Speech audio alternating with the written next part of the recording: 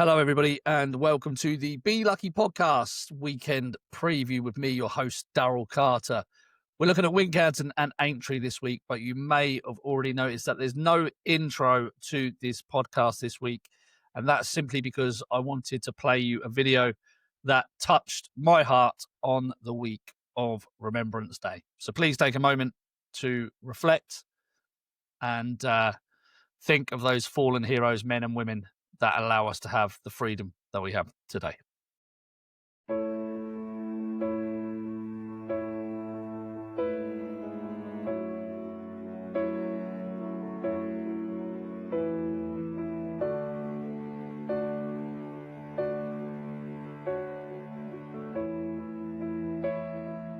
Their ghosts walk among our streets, their bodies buried under our seats, their blood still soaked in our foundations, their lives sacrificed for our nation. Each year the wars get further and further away and can sometimes lose sight of Remembrance Day. We must keep their memories alive, and not a token gesture, we just drag out the archive. As we bow our heads to that last post-symphony, remember the sacrifice of our ancestry.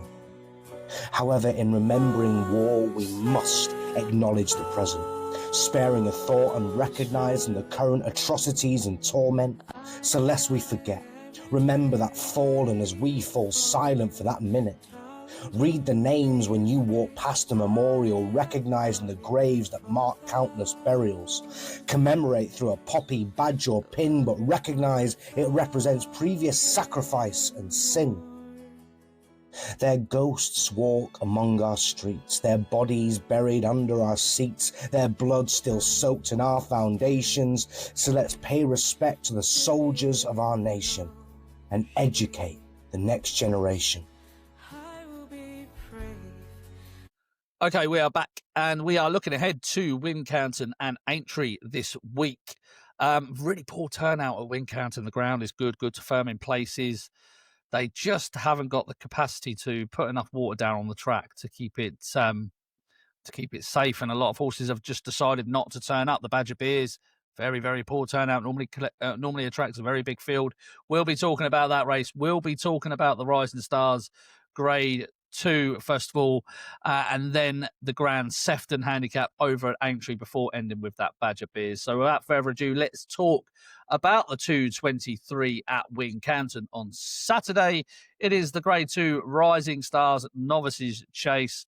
Blue Kangaroo currently odds on. These might be a little bit stale, these prices, by the time you come to watch this, but we can still talk through the field. A shade of odds on 10 to 11 for Paul Nicholls, who attempts to win this race for the fourth time in the last 10 years. Nappers Hill, Modus, Frodon have all won this race in the past.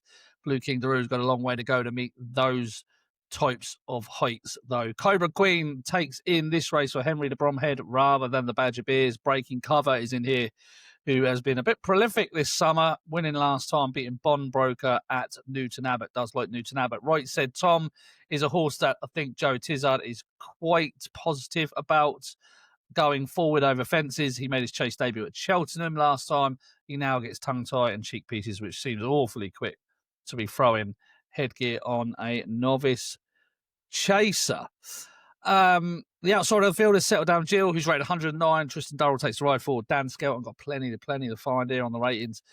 Blue Kangaroo, let's start with Blue Kangaroo. I find it absolutely incredible that this horse was getting £12 from the 139 rated Risk in the Ground at Newton Abbot over 2 mile 5, was beaten by that horse, and yet has been given a chase rating of 147. I think that is just absolutely mad handicapping. They need to really have a word with themselves, these handicappers, because that was nowhere near a 147 performance, was it, on the weights and the measures, especially on the speed figure as well. Got an RPR rating of 130, so we need to improve a good bit to be matching up to that 147. So that odds price tag, if that's reflective of his rating, then that has to be wrong. Cobra Queen beat a poor field last time at Roscommon. I'm not really sure what to make of her, to be honest. Think she's only okay. And yeah, I just 6-year-old, like she's had 14 runs under rules. She's yet to get above a rating of 120 in any sphere. I know she's sitting here on 133, but she was 120 when she won that handicap at Roscommon last time by 8 lengths. I think the second is rated under 100. Was rated 94. Like, I don't think there was a horse higher rated than 111 in there. Just couldn't have her. Breaking Cover's very interesting. He is a nice horse. He is improving. He loves good ground. So he does have plenty in his favour.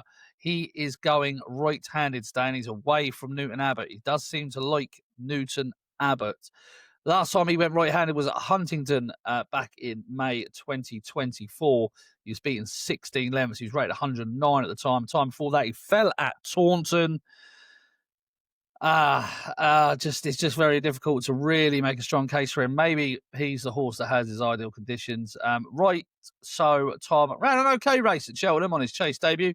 Held out at the back of the field. I thought that was a really good actual novice limited handicap that day. I think that's actually going to work out quite well. Not sure whether he's going to be quite up to this. Second time out, cheap pieces straight on. I just don't like that move. Like, he's a 6-year-old. Give him a chance, Joe. Do you know what I mean? Give him a chance. Christ. Look, Blue Kangaroo, despite the very much underwhelming 2-9 defeat last time, I think probably should take some beating in this. I think he'll come on for the run. I didn't think he jumped that bad. He's only a small horse as well. But this is quite a nippy track. I just think it's very difficult to really take him on, even on the weights and the measures from Newton Abbott last time. So I think he's probably your winner. He is probably your winner.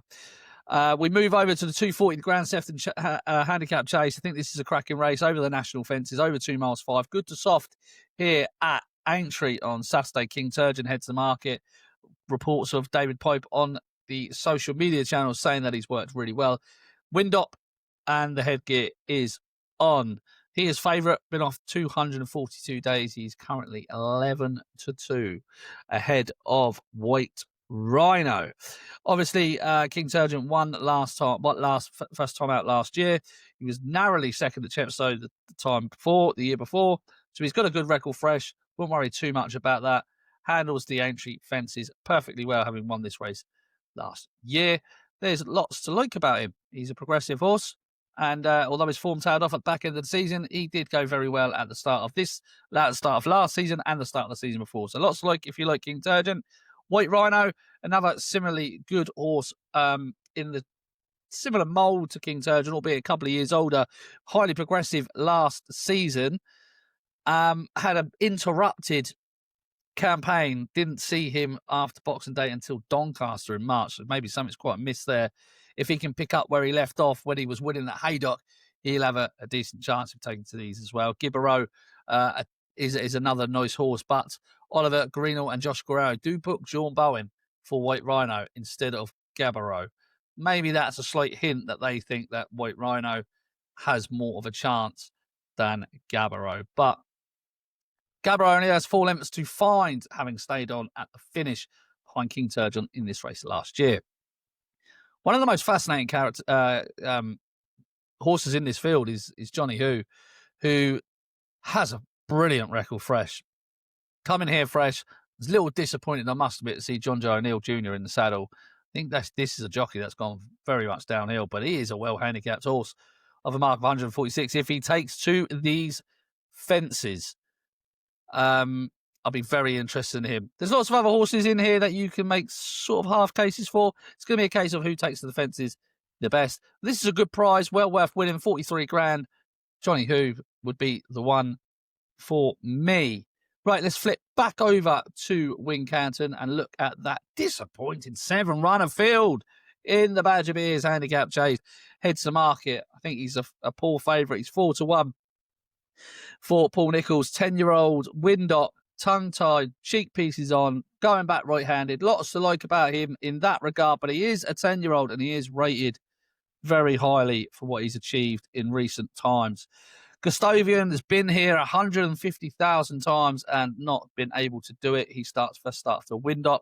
Scarface he loves Plumpton. He just loves Plumpton, this horse. He is worth a second look. He's had a wind operation for Joe Tizzard. He was a horse that was creeping up, like almost a steady improvement last season, but he wasn't a horse to catch at the first part of the year.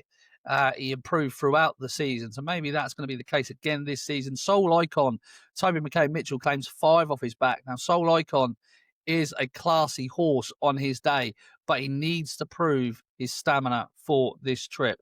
Credo needs to run usually for Anthony Honeyball first time out. Tommy Bow is a 10-year-old rated 135. Similarly, went downhill last year at the back end of the season and returned in October with a 62 length defeat. So, look, I think Art of Diplomacy is the horse that I've just skipped over there. I think he's the one to probably be with. I think he's still progressing. He's in great form. He loves quick ground. He was a bit of a soft fall at Chepstow last time, but I thought he had the race won. And I think there's further improvement to come in this 9-year-old over fences. He's had 13 runs over fences, 5 wins, 2 seconds and 4 thirds. So he's got quite a progressive and solid profile. I don't see Wincanton being an issue for him. And I think there's a bit more to come from him off this mark of 137. So a good weekend. A disappointing turnout, let's be honest. A disappointing turnout of weekend's action. But I think there is places you can pick up a little bit of value here and there. So, let's knock the negativity on the head. Let's be positive about Saturday's racing.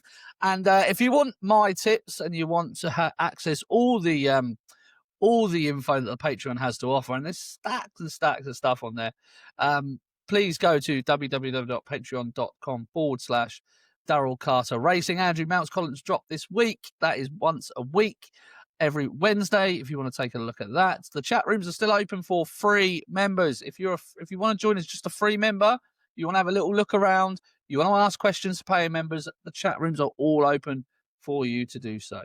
Guys, let's just finish with lest we forget. Those fallen men and women through the years that have protected us and allowed us to have our freedom, please do take Remembrance Sunday seriously this week. It is something that is slowly falling away from the generations that are coming up, and it's something that needs to be highlighted, and it's something that needs to be taken very, very seriously. And people need to realize just how lucky and how fortunate we are that generation really stood up for us. Until next time, everybody, be lucky.